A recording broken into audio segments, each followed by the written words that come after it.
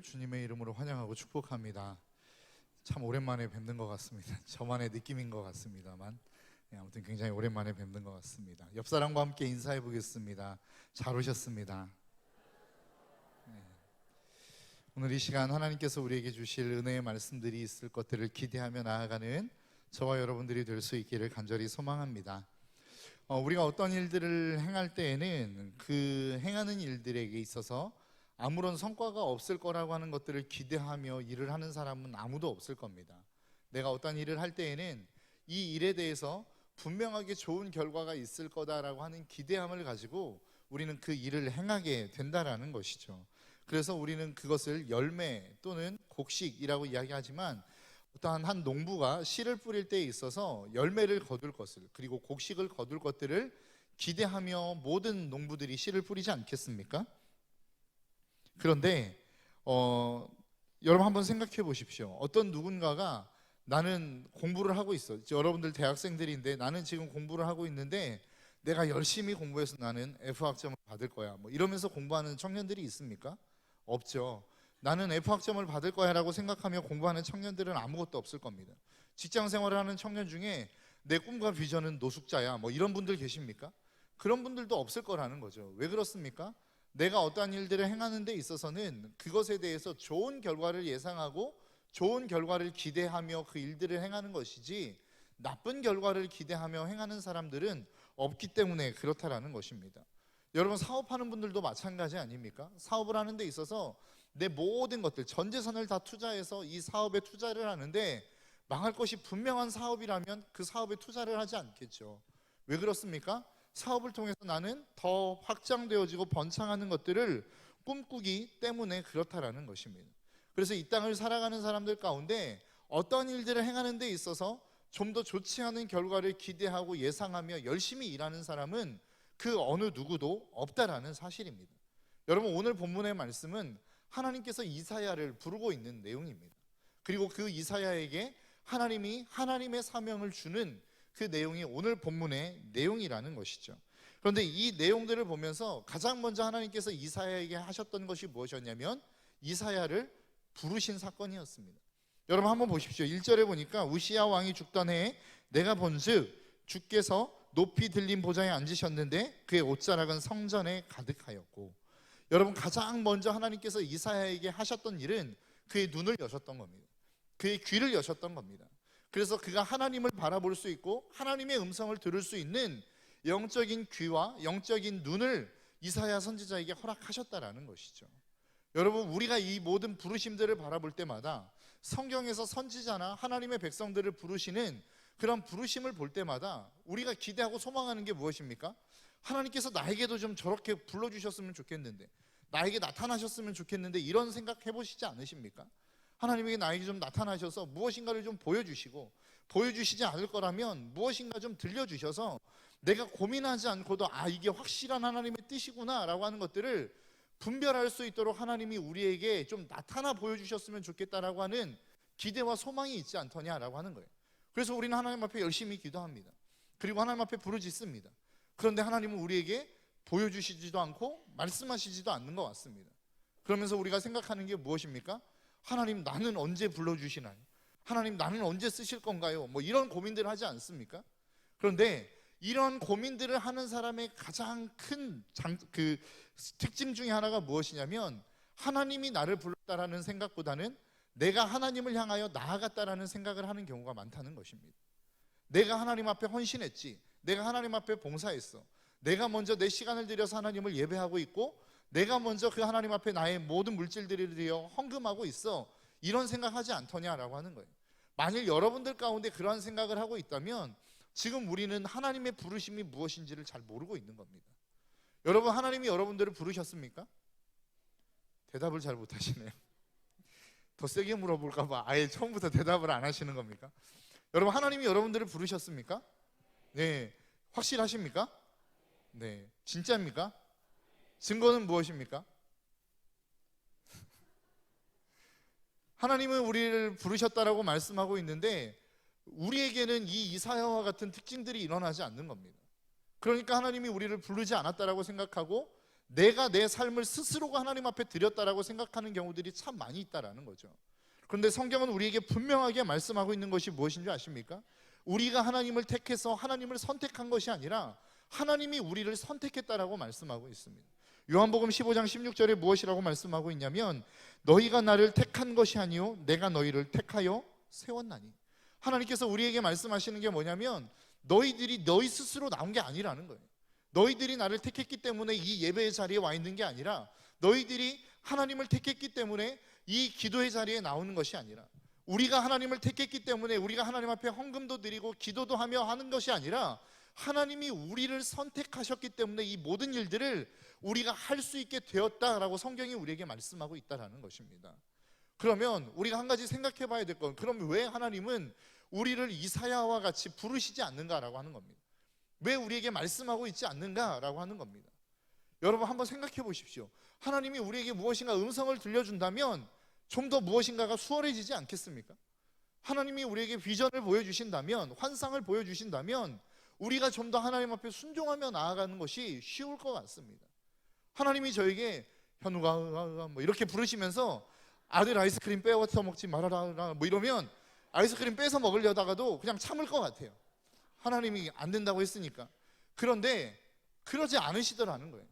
무엇인가를 좀 보여주시면서 너 이 길로 가라고 말씀하시면 참 쉬울 것 같은데 그렇지 않더라는 겁니다. 그런데 여러분 성경에 보면 이렇게 하나님이 음성을 들려주시고 환상을 보여준 사람들보다 그렇지 않은 사람이 훨씬 많다는 거 아십니까? 그렇지 않고도 하나님 앞에 순종하며 나아갔던 사람이 훨씬 많다는 거 아십니까?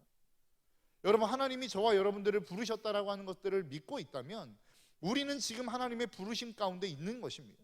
그리고 우리의 부르심의 자리는 지금 우리가 삶을 살아가고 있는 여러분 각자의 삶의 자리가 하나님이 여러분들을 부르신 자리라는 거예요.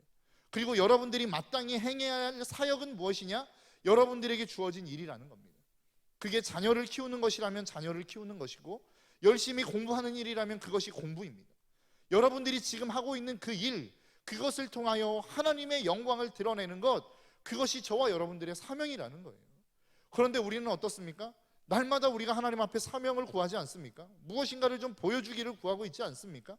이사야 선지자처럼 무엇인가 하나님이 우리에게 말씀을 들려주기를 기대하고 있는 거 아니더냐라고 하는 거예요. 그런데 하나님은 이미 성경의 말씀을 통해서 우리에게 하나님의 비전들을 다 보여주셨습니다. 우리가 어떻게 살아야 될지를 다 보여주셨다고요. 하나님이 부르심이 무엇인지를 우리에게 이미 다 말씀하셨는데 우리는 무엇인가 어떤 신비적인 것들이 나타나지 않는다 하여 하나님이 우리를 부르시지 않았다고 생각하고 하나님이 우리에게 사명을 맡기시지 않았다라고 생각하는 경우들이 많더라는 것입니다. 절대 그렇지 않습니다. 우리가 하나님을 만났다면, 우리가 그 하나님을 믿고 있다면, 그리고 그 하나님의 부르심에 마땅한 삶을 살아가고 있다면 이미 우리는 하나님의 부르심을 받은 사람들이고 그 부르심의 자리에서 지금 우리가 이 땅을 살아가고 있는 사람들이라는 사실입니다. 여러분 이 사실을 잊지 않았으면 좋겠어요. 그래서 우리가 살아가는 매일매일의 삶이 소중한 것이고 그것이 사명의 삶이라는 거예요. 무엇인가 특별한 것이 없다 할지라도 쳇바퀴 돌듯한 그러한 삶이라 할지라도 내가 지금 이 삶의 자리에서 하나님의 영광을 위하여 살아가고 있다면, 그것이 주님의 영광을 위하여 사는 것이라고 한다면 이미 여러분들은 그 사명의 삶을 감당하고 있는 것이라고요. 저는 맨날 아이들을 키우면서 아이들에 치여 사는 건데, 그게 여러분들의 사명인 겁니다. 여러분 한번 생각해 보십시오. 아이를 키우는 것이 정말로 작은 일입니까? 한 아이를 잘 키우면 그 아이가 한 나라 한 민족을 살려내는 겁니다. 여러분 사무엘이라고 하는 한 사람을 그 한나라고 하는 한 여인이 잘 키워냈기 때문에 이스라엘 백성들이 구원을 받을 수 있었던 거예요. 여러분 그 양육이라고 하는 것들, 그것들을 여러분 가벼이 생각하지 마십시오. 그것은 정말로 한 나라를 살리는 위대한 일이 될 수 있다는 사실을 여러분 잊지 않았으면 좋겠어요. 왜 그러한 일들이 일어나지 않습니까? 그것을 우리의 사명이라고 생각하지 않기 때문에 그래요. 무엇인가 더 큰 일, 무엇인가 더 위대한 일, 무엇인가 더 이벤트적인 일, 이런 것들을 꿈꾸기 때문에 우리가 아직 사명을 받지 못했다라고 생각할 뿐이지, 하나님은 이미 우리를 부르신 그 순간부터, 아니 하나님께서 저와 여러분들을 이 땅 가운데 보내신 그 순간부터 우리에게는 이미 사명이 주어진 거라고요. 그리고 우리는 그 사명대로 살아갈 그 하나님의 의무를 가지고 살아가는 사람들인 것을 저와 여러분들이 잊지 않았으면 좋겠습니다. 하나님께서 이 이사야를 부르심과 동시에 이 하나님의 비전과 소명을 이사야에게 보여주시는 그것들을 통하여 하나님이 저와 여러분들에게 말씀하여 주시기를 소원하시는 것, 그것은 우리에게는 반드시 사명이 있다라는 것입니다. 우리는 언제나 늘 바울과 같은 삶을 꿈꾸죠. 다메섹 도상을 가다가 하나님이 우리에게 나타나셔서 기적적으로 회심하게 하는 이 사건, 우리는 날마다 이것들을 꿈꿉니다. 그러나 바울과 같은 삶만 있는 것이 아니라 디모데와 같은 삶이 있다는 사실을 여러분 잊지 않았으면 좋겠어요. 디모데후서 1장 5절에 뭐라고 말씀하고 있냐면, 바울이 자신의 제자이며 영적인 아들인 디모데에게 이렇게 말씀하고 있습니다. 이는 내 속에 거짓이 없는 믿음이 있음을 생각함이라. 이 믿음은 먼저 내 외조모 로이스와 내 어머니 유니게 속에 있더니 내 속에도 있는 것을 확신하노라. 지금 사도 바울이 뭐라고 얘기하고 있는 겁니까? 그의 믿음의 아들인 디모데에게 네 안에 믿음이 있다는 거예요. 그런데 그 믿음이 어디에서부터 온 거냐? 네 외할머니에서부터 어머니, 그리고 너에게로 승계되었다라는 겁니다. 여러분 한번 생각해 보십시오. 디모데는 모태신앙입니다. 그러니까 어찌 보면 모태신앙이 보면 신앙의 1세대, 엄청난 기적을 봤던 사람들의 간증을 들으면 부럽지 않습니까? 야, 어떻게 저런 경험을 할 수 있을까? 어떻게 저렇게 대단한 경험들을 할 수 있을까? 나도 그러한 경험 하고 싶다, 이런 것들을 꿈꾸지 않습니까? 디모데도 마찬가지였을 거라는 거예요. 그냥 외할머니부터 시작해서 어머니 때로 이렇게 흘러내려온 어떠한 믿음의 것들을 그가 스스로 받아들이면서 그는 믿음을 가지고 있었어요. 그런데 바울을 만나면서 도전이 되었겠죠. 나도 저런 경험들을 하고 싶다, 나도 저런 엄청난 기적들을 좀 보고 싶다. 그런데 그때 바울이 디모데에게 뭐라고 이야기하고 있냐면, 네 믿음이 있어, 네 안에 믿음이 있는 거 확실해 라고 이야기하는 거예요. 여러분, 믿음이라고 하는 것은 어떤 기적을 통해서 정말 하나님을 만나는 극적인 만남도 있지만, 디모데와 같이 어려서부터 그냥 그 부모님의 믿음을 받아들임으로 말미암아 내가 그 믿음대로 하나님의 말씀대로의 삶을 살아가고 있다면 우리 안에는 이미 믿음이 있는 것이고 우리는 이미 사명의 삶을 감당하고 있는 것이라고 하는 사실을 저와 여러분들이 잊지 않았으면 좋겠어요. 여러분들 안에 그 믿음이 있으십니까? 여러분들 안에 그 하나님의 부르심이 있습니까? 여러분, 이 물음 안에는 모든 그리스도인이라고 한다면 네라고 대답할 수 있어야 돼요. 한 사람도 하나님은 거저 부른 사람이 없고 한 사람도 하나님은 거저 그냥 택한 사람이 없기 때문이라는 사실입니다. 저와 여러분들의 삶 속에 그 하나님의 부르심이 있음을 꼭 기억하시고 확신할 수 있는, 그래서 저와 여러분들의 삶에 주어진 그 삶들을 정말로 믿음으로 잘 살아낼 수 있는 저와 여러분들의 삶이 될 수 있기를 주님의 이름으로 축복합니다. 그런데 이 부르심이 있는 이 이사야 선지자, 하나님이 이사야 선지자를 그에게 눈을 열어주시고 그리고 귀를 열어주시고 그 하나님의 음성을 듣게 하셨습니다. 그리고 하나님이 부르시죠. 뭐라고 부르십니까? 8절의 말씀을 보니까 내가 또 주의 목소리를 들으니 주께서 이르시되 내가 누구를 보내며 누가 우리를 위하여 갈고 하시니. 여러분 한번 생각해 보십시오. 이 말씀을 특정한 이사야 선지자에게만 하셨다라고 여러분 생각하십니까? 그렇지 않습니다.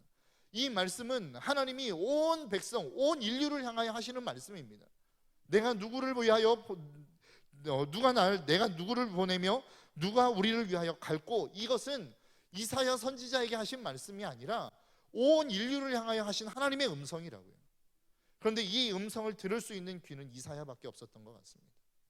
이 음성을 누가 들었느냐? 이사야 선지자가 들었다고요. 그래서 이사야 선지자가 반응하는 것입니다. 여러분, 이 하나님의 음성, 이 하나님의 부르심 앞에 여러분 이 음성이 들리시는 저와 여러분들이 될 수 있기를 주님의 이름으로 축복합니다. 하나님은 온 인류를 부르시는 것이지 단 몇 사람을 부르는 게 아니라고요. 하나님은 이 세상 온 민족과 열방을 부르시는 것이지 선택되어진 몇 사람만 부르는 게 아닙니다. 모든 사람을 부르시지만 그 음성을 듣고 그 음성에 화답하는 사람이 선택된 자가 되어지고 그 선택되어진 자가 하나님의 사명을 감당하는 것이라고 하는 사실을 저와 여러분들이 잊지 않았으면 좋겠어요. 왜 우리가 하나님의 일들을 감당하지 못하느냐? 하나님의 음성을 들을 귀가 없기 때문입니다. 하나님의 비전을 볼 수 있는 눈이 없기 때문이라고요. 여러분, 우리가 날마다 기도해야 되는 기도의 제목 중에 하나는 하나님 내 눈을 여셔서 내 귀를 여셔서 하나님의 부르심에 응답하는 삶을 살게 하옵소서. 이것이 저와 여러분들의 기도의 제목이 되어야 될 줄 믿습니다. 하나님이 그렇게 이사야를 부르셨고 모든 민족 가운데 이사야가 그 음성을 들었고 이사야는 그 음성 앞에 순종하며 나아갑니다. 그때 내가 이르되 내가 여기 있나이다 나를 보내소서. 이게 이사야의 응답이었습니다. 그러면 이사야가 이렇게 응답했죠. 그러면 우리는 보통 생각하는 게 무엇입니까? 야, 이제부터 하나님이 놀라운 회복의 사건들을 일으키시겠구나. 하나님이 치유의 역사들을 일으키시겠구나. 이스라엘을 이제는 회복시키시겠구나 라고 하는 것들을 생각하지 않겠습니까? 그런데 그 하나님의 부르심에 응답한 이사야 선지자에게 허락한 하나님의 사역이 무엇인지 9절부터 한번 보겠습니다. 9절을 보니까 이렇게 말씀하고 있습니다. 여호와께서 이르시되 가서 이 백성에게 이르기를 너희는 듣기는 들어도 깨닫지 못할 것이요 보기는 보아도 알지 못하리라 하여 이 백성의 마음을 둔하게 하며 그들의 귀가 막히고 그들의 눈이 감기게 하라. 염려하건대 그들이 눈으로 보고 귀로 듣고 마음으로 깨닫고 다시 돌아와 고침을 받을까 하느라 하시기로. 지금 하나님이 이사야 선지자에게 뭐라고 말씀하고 있는 겁니까? 그들의 귀 내가 다 닫아버릴 거라는 겁니다. 그들의 눈을 내가 다 가려버릴 거라는 겁니다. 그래서 그들 가운데 구원 얻을 자들이 하나도 없게 할 거라는 겁니다. 여러분, 이게 우리가 꿈꾸는 사역, 우리가 꿈꾸는 사명과 너무 다른 사역 아닙니까? 너무 다른 열매, 너무 다른 결과 아닙니까? 우리가 보통 하나님의 말씀 앞에 순종했다면 무엇인가 좋은 열매들을 기대하는 것이 우리의 마음이고 그것이 하나님이라고 생각하는데, 지금 하나님은 뭐라고 말씀하고 있냐면 너 순종할 거야? 그럼 내가 너에게 일을 맡길 건데 네가 가서 복음을 전할 때 모든 사람들이 귀를 닫게 될 거야. 모든 사람들의 귀를 내가 가려버릴 거야. 이유는 하나야. 내가 그들이 고침받을까 두려워하기 때문에 그들을 막아서는 거야. 이게 하나님이 이사야에게 주신 사명이었다라는 겁니다. 여러분, 만일 우리의 사명이 그랬다고 한다면 여러분 어떻게 하시겠습니까? 내가 하나님의 말씀을 듣고 그 하나님의 말씀 앞에 순종하며 가는데 그 순종의 자리에서 어떤 일들이 일어나냐면 내가 그 하나님의 복음을 전할 때에 그들이 나를 자꾸 핍박하는 거예요. 그들이 나를 자꾸 거부하는 거예요. 그들이 나를 향하여 자꾸 돌을 던지는 거예요. 이렇다면 여러분 가시겠습니까? 왜 많은 사람들에게 하나님이 이 말씀을 선포하시고 하나님의 부르심을 말씀하셨음에도 불구하고 왜 이사야에게만 그 하나님의 음성이 들렸을까? 그리고 왜 이 수많은 사람들이 하나님의 말씀을 듣지만 그 말씀 앞에 순종하며 가는 사람들은 이토록 적은 것일까? 해답이 9절과 10절에 있습니다. 아무리 선포하고 아무리 증거하여도 그들이 돌아서지 않을 거라는 겁니다. 저는 이사야의 이 말씀을 받는 이 시대가 지금 오늘날에 살아가고 있는 이 시대와 너무 흡사한 것 같습니다. 여러분 한번 생각해 보십시오. 그리고 여러분들이 이 말씀을 듣고 여러분들의 삶의 자리로 돌아가서 믿지 않는 사람들에게 복음을 전해 보십시오. 그러면 여러분 그 믿지 않는 사람들이 어떻게 할 것 같습니까? 회개해야 되겠네요. 믿음이 정말로 나에게 믿음이 필요하겠네요. 뭐 이렇게 나오겠습니까? 오늘날에도 예수 믿는 사람이 있어? 뭐 이런 반응을 보이지 않습니까? 복음을 전해 보시면 알 거예요. 여러분들의 삶의 자리로 돌아가셔서 믿지 않는 분들에게 복음을 전해 보십시오. 죄를 죄라고 이야기하면 야, 그게 어떻게 죄야? 그거는 문화야 라고 이야기하는 시대입니다. 야, 그건 하나님이 범죄라고 이야기했어. 야, 그건 범죄가 아니라 한 개인의 취향일 뿐이야. 야, 이 시대 안에 그 모든 죄악이 하나님이 범죄라고 말했는데 너 왜 그렇게 살아? 라고 이야기하면 야, 내가 내 삶을 그렇게 살겠다는데 네가 무슨 상관이야? 그러면서 비난하고 비판하는 시대가 되었다고요. 여러분, 이사야 선지자에게 말씀하신 하나님의 음성과 흡사하지 않습니까? 네가 가서 복음을 전하면 그 듣는 사람들의 귀가 닫히고 눈이 가려워질 것인데 그들이 너를 대적하게 될 거야. 때로는 우리의 사역이 그러한 사역이 될 수 있다는 것입니다. 여러분, 왜 우리가 선뜻 복음을 전하지 못합니까? 왜 우리가 선뜻 그 일들을 감당하지 못합니까? 왜 선뜻 우리가 하나님의 말씀 앞에 순종하지 못합니까? 이러한 결과들을 예상하기 때문 아닙니까? 내가 아무리 복음을 전해도 그들의 귀가 닫혔기 때문에, 그들의 눈이 가리워졌기 때문에 우리를 대적하는 사람들이 될까봐 두려워 우리는 하나님의 말씀대로 살아가지 못하는 거 아니냐라는 거예요. 그런데 이사야에게 말씀하셨던 것처럼 우리의 사명이 그러한 것이라고요. 아무리 그들이 우리를 대적하고 우리가 아무리 그 복음을 전하기 때문에 비난을 받고 핍박을 받는다 할지라도 그 일들을 묵묵히 감당하는 것, 그것이 믿는 사람의 사명이라는 사실입니다. 여러분, 이 사실을 잊지 않았으면 좋겠어요. 우리는 믿으면 무엇인가 우리의 앞길에 탄탄대로가 열릴 거라고 기대하죠.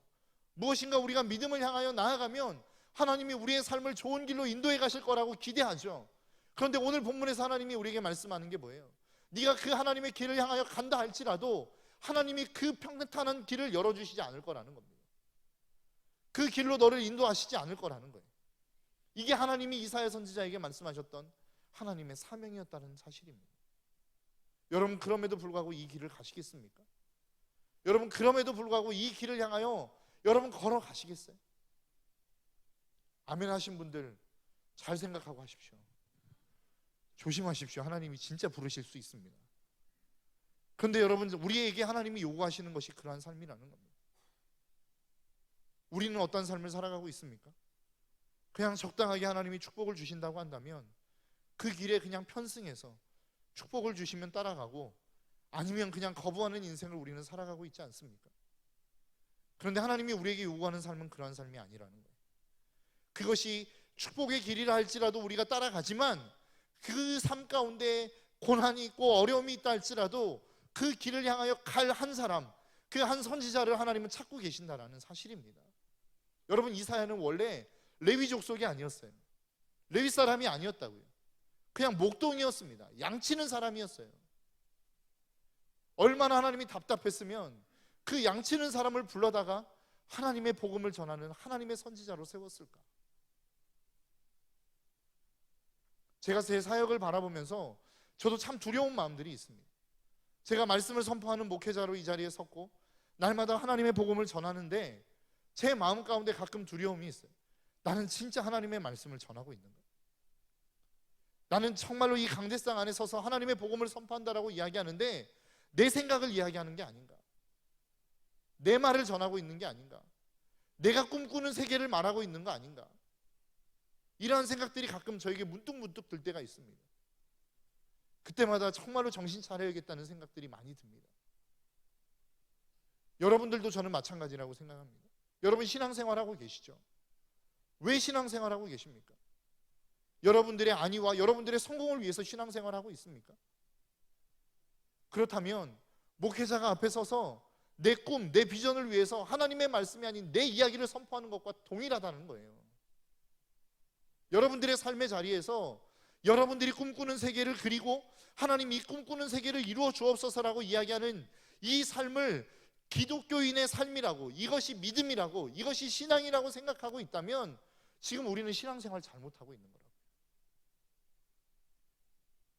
신앙생활은 어디까지나 그 중심에 하나님이 있어야 됩니다. 그리고 그 중심에는 언제나 하나님의 뜻이 있어야 된다고요.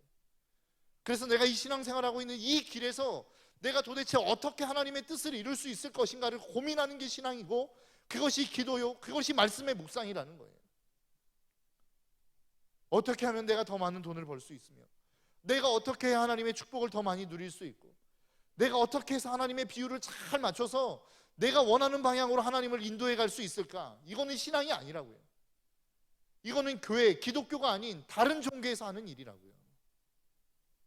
그런데 우리는 신앙이라고 하는 이름으로 지금 그 일들을 하고 있지 않느냐라고 하는 거예요. 하나님이 이사야를 부르면서 나 너에게 결코 평탄한 길 주지 않을 거야. 나 너에게 결코 좋은 일로, 좋은 길로 너를 인도해 가지 않을 거야 라고 말씀하고 있는 거예요. 그렇게 말씀하실 때에 이사야가 하나님을 향하여 다시 한번 질문합니다. 뭐라고 질문하냐면 11절에 내가 이르되 주여 어느 때까지니까 하였더니, 지금 이 질문 안에는 뭐가 들어있는 겁니까? 주님이 말씀하신 귀가 닫히고 눈이 닫혀서 하나님의 심판을 받게 되어질 이 일이 언제까지 될 것입니까? 라고 질문하는 거예요. 이 질문 안에는 어떤 의도가 숨겨져 있어요? 주님, 이 의도가 좀 빨리 끝났으면 좋겠습니다, 이 의미라고요. 제가 저희 아들에게 장난감 사줄게, 어린이날 선물로 장난감 사줄게 라고 하면 그때부터 늘 질문합니다. 언제 사줄 건데? 오늘 사주면 안 돼? 미리 사주면 안 돼? 뭐 자꾸 이런 질문을 합니다. 이 이야기는 뭐예요? 빨리 사줬으면 좋겠다는 거 아닙니까? 이사야 선지자가 주여 어느 때까지입니까? 이 질문은 주님 좀 이것을 빨리 마감시켜 주시고 좀 일찍 회복시켜 주시면 안 됩니까? 이 질문이라고요. 그런데 주님이 이 이사야의 어떠한 소망을 무참히 짓밟는 말씀을 하십니다. 11절 후반절에 주께서 대답하시되 성읍들은 황폐하여 주민이 없으며 가옥들에는 사람이 없고 이 토지는 황폐하게 되며 여호와께서 사람들을 멀리 옮기셔서 이 땅 가운데 황폐한 곳이 많을 때까지니라. 그 중에 10분의 1이 아직 남아있을지라도 이것도 황폐하게 될 것이나. 지금 뭐라고 말씀하고 있는 겁니까? 야, 이 전 국토 아직 멀쩡한 곳 많지? 90% 이상이 다 황폐한 곳이 되어야 내가 이거 끝내려고 생각하는데 그것도 끝이 아닐 거야. 엄청나게 많은 국토가 다 황폐해질 때까지 내가 이 민족을 심판할 거야 라고 하나님이 말씀하고 있는 내용이라는 겁니다. 여러분, 이쯤 되면 선지자 그만둬야 되는 거 아닙니까? 주님, 나 이제 더 이상 못하겠습니다. 주님, 뭐 내 소원도 안 들어주시고, 내가 뭐 지금 나조차고 이야기하는 것도 아니고 이스라엘 백성 구해달라는 건데, 하나님 그렇게 구해주실 거 아니면 나 이제 그만 선지자 하겠습니다. 뭐 이래도 되는 거 아닙니까? 하나님이 지금 선지자에게, 이사야에게 그렇게 말씀하고 있는 거라고요. 내가 이 땅 완전히 다 짓밟아 버릴 거라는 겁니다. 암울한 거 아닙니까? 우리의 사역이 그럴 수 있어요. 내가 아무리 외치고 또 외치고 또 외쳐도 이 시대는 황폐함을 향하여 가는 그러한 시대가 될 수 있다는 것입니다. 내가 아무리 복음대로 살아도 이 시대는 나를 무시하고 복음으로 돌아오기는커녕 더 악해지는 시대를 우리는 살아갈 수 있을 거라고요. 여러분, 그런 생각하지 않습니까? 나 한 사람 잘 살면 뭐예요? 나 한 사람 믿음으로 산다고 이 세대가 변화돼? 이 시대가 변화돼? 우리 이런 고민하고 있지 않습니까? 내가 직장에서 나 한 사람 술 안 마신다고 뭐 달라질 게 뭔데? 내가 한 사람 거짓말 안 하고 살아간다고 해서 이게 변화되어지는 게 뭔데? 우리 이런 생각하고 살아가지고 있지 않더냐는 거예요. 그런 생각을 하고 있는 이사야를 하나님이 지금 부르신 거예요. 이 타락해져가는 시대, 이제는 90% 이상이 다 황폐해지고 무너지고 정말로 다 짓밟히는 그 상황이 될 것을 이사야는 알고 있어요. 그럼에도 불구하고 이사야는 그들에게 복음을 전하러 지금 가야 돼요. 여러분, 그 이사야의 마음이 느껴지십니까? 어차피 전해도 소용없을 거, 어차피 복음 선포해도 아무런 변화가 일어나지 않을 이 세대 가운데로 다시 한번 그 하나님의 명령을 붙잡고 복음을 선포하러 나아가야 되는 이 이사야의 마음이 여러분, 그 여러분들의 마음 가운데 좀 느껴지십니까? 저는 그것이 저와 여러분들의 삶이 되어야 될 줄 믿습니다. 나 한 사람 살아간다고 해서 별반 다를 것 없는, 별반 회복되어질 것 없는 이 시대 속에 여전히 하나님은 저와 여러분들에게 그 말씀대로 살아갈 것을 기대하고 있다고요. 그것을 우리에게 말씀하고 있다고요. 나 한 사람 그렇게 살아간다고 해서 이 시대가 변화되어지지 않는다고 해도 하나님은 저와 여러분들에게 그 삶을 요구하고 있다고요. 그것이 어디에 나옵니까? 13절 후반절에 나옵니다. 밤나무와 상수리나무가 배임을 당하여도 그 그루터기는 남아있는 것 같이 거룩한 씨가 이 땅에 그루터기니라 하시니라. 이 세대가 다 황폐해졌고, 이 세대가 다 타락해졌고, 이 세대가 다 하나님의 심판을 겪을 수밖에 없는 그러한 모습으로 가고 있는 이 시대라 할지라도 이 시대에는 거룩한 씨가 남아있다는 겁니다. 그렇게 바보처럼 살아가는 사람들이 남아있다라는 거예요. 정말로 그렇게 아무런 쓸데없이 계란으로 바위를 치는 것 같은 그 싸움이라 할지라도 그 싸움을 싸우는 거룩한 씨가 여전히 남아있다는 것입니다. 저는 우리 공동체가 그러한 공동체가 될 수 있었으면 좋겠습니다. 여러분, 이 시대를 보며 우리가 믿음으로 살아가는 그 믿음의 싸움이 계란으로 바위를 치는 것과 같죠. 계란으로 바위를 치는 것 같은 싸움을 우리는 싸우고 있는 것입니다. 그럼에도 불구하고 하나님은 그 사람을 찾고 있다는 거예요. 여러분, 변호인이라는 영화 보셨습니까?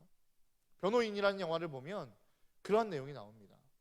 정말로 어떤 군사 정권이 잡고 있고, 그래서 수없이 많은 사람들이 데모를 할 때 뭐라고 이야기하냐면 그 주인공인 송강호가 한 청년에게 이렇게 이야기합니다. 야, 이 싸움은 계란으로 바위를 치는 싸움이야. 그때 그 청년이 뭐라고 이야기하냐면 아무리 계란으로 바위를 쳐도 계란은 생명이 있고 바위는 생명이 없다는 거예요.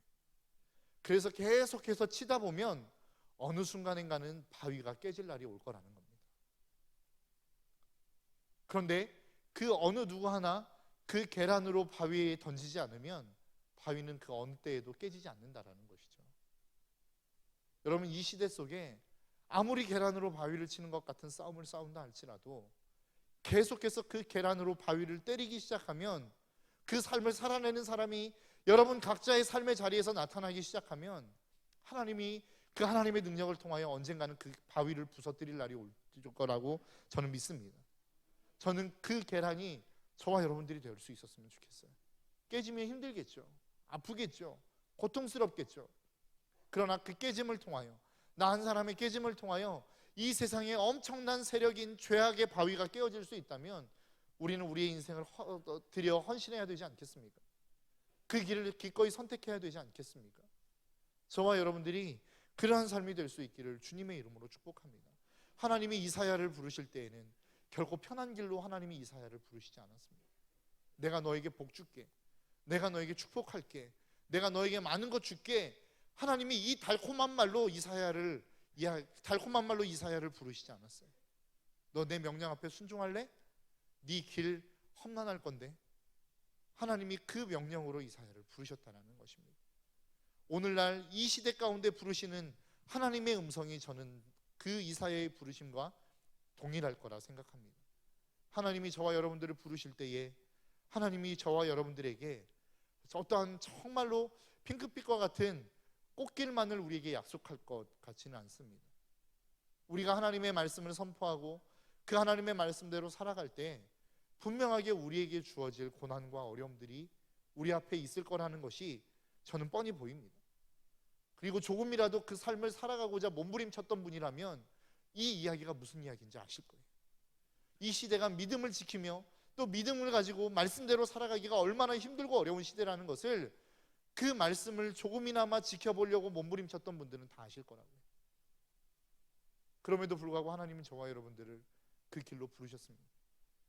하나님은 그 고난의 길로, 그 고난의 자리로, 정말로 아무 성과 없는 정말로 그 고통의 자리로 저와 여러분들을 부르셨다고요. 여러분, 이 부르심 앞에 이제 여러분들의 결단이 남아 있습니다. 내가 그 부르심 앞에 그 길을 향하여 걸어갈 것인지, 아니면 그냥 나도 세상의 흐름처럼 나는 그냥 꽃길을 위하여 가고자 하나님의 그 귀한 사명을 버리고 편한 길을 선택할 것인지 여러분에게 남겨져 있습니다. 이사야는 그 하나님의 모든 음성을 들으면서도 불구하고 그 하나님의 부르심 앞에 순종하며 나아가는 삶을 선택했습니다. 하나님이 저와 여러분들에게 원하시는 삶이 그러한 삶이라는 거예요. 여러분들은 어떠한 삶을 선택하시겠습니까? 여러분들은 어떠한 길을 선택하시겠습니까? 하나님은 여러분들의 결단을 기다리고 있습니다. 이 시간 함께 우리 하나님 앞에 좀 기도하며 나아갔으면 좋겠습니다. 여러분, 하나님이 여러분들을 부르실 때에는 언제나 늘 좋은 길로만, 꽃길로만 저와 여러분들을 부르시지 않습니다. 하나님이 우리를 부르실 때에는 정말로 고난의 자리, 험난한 자리로 저와 여러분들을 부르신다는 사실입니다. 이 사실을 잊지 않았으면 좋겠습니다. 그리고 하나님은 오늘 저와 여러분들을 부르고 계십니다. 누가 나를 위하여 가며, 내가 누구를 부르며 내가 누가 우리를 위하여 갈고, 이 부름 앞에 응답할 수 있는 저와 여러분들이 될 수 있기를 주님의 이름으로 축복합니다. 이 시간 우리가 함께 좀 기도하며 나아갈 때에 나는 어떠한 삶을 살았는지, 나는 하나님의 부르심 앞에 어떠한 결단을 가지며 살아왔는지 여러분 스스로를 좀 한번 생각해 보십시오. 그리고 그 삶이 하나님의 뜻에 부합한 삶이 아니라 내 마음대로의 삶이었다면 이 시간 좀 회개하며 나아갔으면 좋겠습니다. 하나님의 부르심 앞에 응답하지 못했던 우리의 모습, 그리고 이 시간 좀 결단하며 나아갔으면 좋겠습니다.